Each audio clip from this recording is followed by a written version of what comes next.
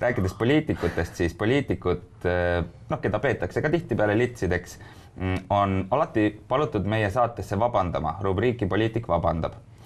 On üks erakond, kes meil ei ole veel saanud sõna ja mitte sellepärast, et me oleksime kuidagi poliitiliselt kallutatud, vaid sellepärast, et see erakond, nad lihtsalt ei vabanda. Nad ei vabandagi. Nende pressi kodanik teatas meile väga selgelt, et valimiste ajal ei vabandata. Kampaania ajal, see on nõme, kui poliitik vabandab.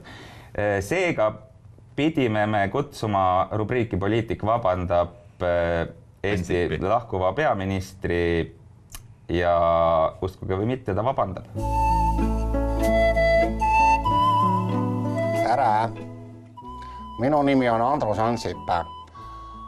Ma olen olnud Eesti peaminister viimased 9 aastat.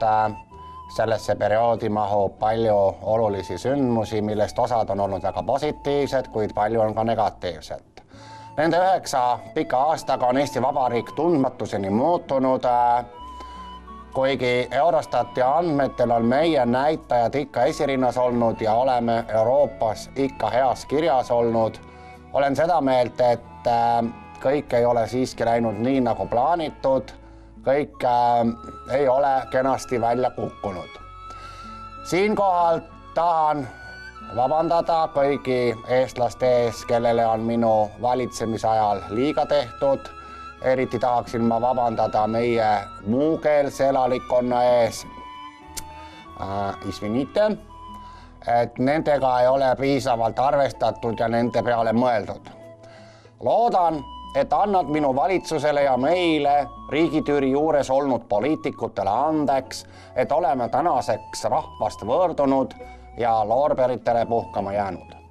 Loodan, et annate andeks, et arusaam, et Eesti vajab muutusi ja inimlikku valitsemist jõudis kohale nii hilja. Palun vabandust. Palun siiralt vabandust. Kas sellist vabandust te ootategi oma lahkuvalt valitsejalt? Tule taevas appi. Ma olen ikkagi 9 aastat peaminister olnud, põrgu päralt. Mida siin vabandada? Seemned olete söönud või? Sellise jutuga võite sinna Soome küprokit kinnitama või Austraaliasse kalkuneid kitkuma jäädagi. Unustage ära.